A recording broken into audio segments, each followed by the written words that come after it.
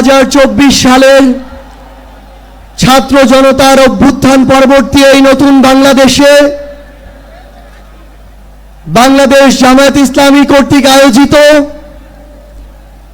আজকের এই জাতীয় সমাবেশে বাংলাদেশের ছাত্র জনতা, আমার অভ্যুত্থানের সহযোদ্ধা, জাতীয় নেতৃবৃন্দ সকলকে জাতীয় নাগরিক পার্টি এনসিপির পক্ষ থেকে সশ্রদ্ধ সালাম। আসসালামু আলাইকুম ওয়া রাহমাতুল্লাহ। সংগ্রামী সহযোদ্ধারা, অভ্যুত্থানের 1 জুলাই পেরিয়ে আমরা আরেক জুলাই এসে উপস্থিত হয়েছি, কিন্তু বাংলাদেশ থেকে মুজিববাদীদের ষড়যন্ত্র এখনো শেষ হয়নি। গোপালগঞ্জে এখনো মুজিববাদীদের আস্তানা ঘিরে রয়েছে।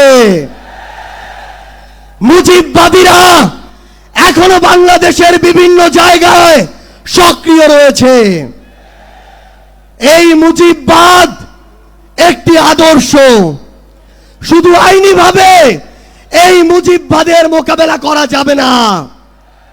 আমাদেরকে অর্থনৈতিকভাবে, রাজনৈতিকভাবে, সাংস্কৃতিকভাবে এই মুজিববাদের কোমর ভেঙে দিতে হবে।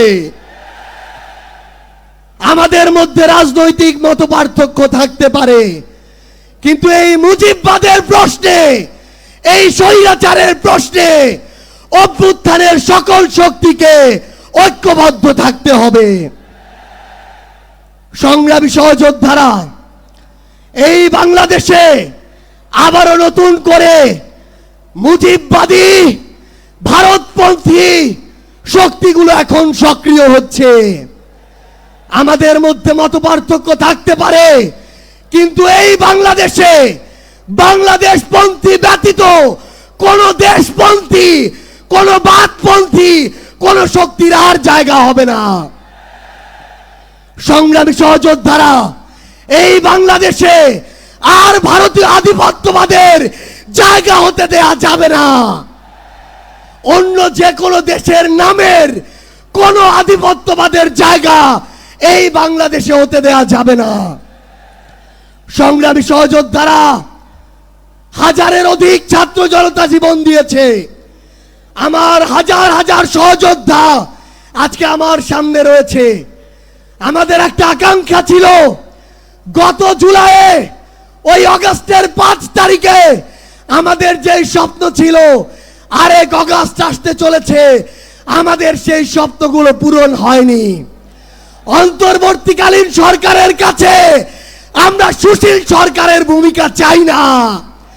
আমরা তাদেরকে অভ্যুত্থান পরবর্তী সরকারের ভূমিকায় দেখতে চাই।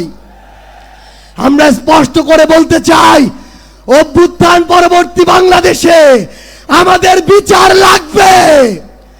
এই বাংলাদেশে খুনি হাসিনার বিচার হতেই হবে।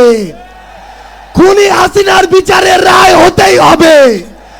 খুনি হাসিনার বিচারের রায়ের কার্যকর আমরা দেখতে চাই। আমরা স্পষ্ট করে বলতে চাই, এই বাংলাদেশে বিচার বিভাগকে কোন দলের বিচার বিভাগ হিসেবে আমরা দেখতে চাই না। আইন শৃঙ্খলা রক্ষাকারী বাহিনীকে ক্ষমতার তোষামত করা বাহিনী হিসাবে আমরা দেখতে চাই না। আমরা স্পষ্ট করে আপনাদেরকে বলি, 72-এর মুজিববাদী সংবিধানকে এক পাশে রেখে কোনোদিন এই বাংলাদেশপন্থী বাংলাদেশ সম্ভব নয়। আমাদের নতুন সংবিধান লাগবে, আমাদের গণপরিষদ নির্বাচন লাগবে, আমাদের নারীদের অধিকার আমাদের নিশ্চিত করতে হবে, আমাদের সংখ্যালঘু ভাই বোনদের অধিকার আমাদের নিশ্চিত করতে হবে।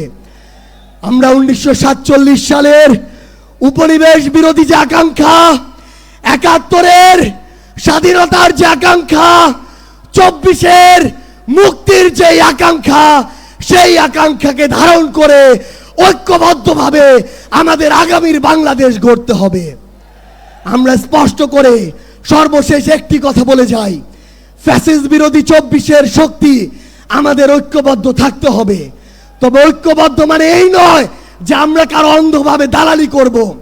কেউ যদি চাঁদাবাজি করে আমরা সেটা মুখের উপরে বলবো, কেউ যদি সিন্ডিকেট চালায় আমরা সেটাও বলবো, কেউ যদি দখলদারিত্ব করে আমরা সেটাও বলবো।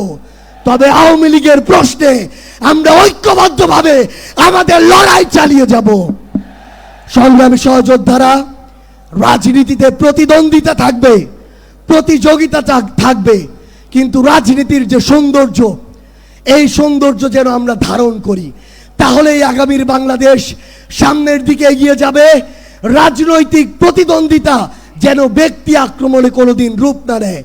ইনশাআল্লাহ ফ্যাসিস্ট বিরোধী 24-এর শক্তি ঐক্যবদ্ধভাবে আমরা আগামীর বাংলাদেশ গড়ে তুলব। আপনাদের সাথে আমাদের আবারও দেখা হবে লড়াইয়ের রাজপথে অথবা বিজয়ে। ইনকিলাব জিন্দাবাদ।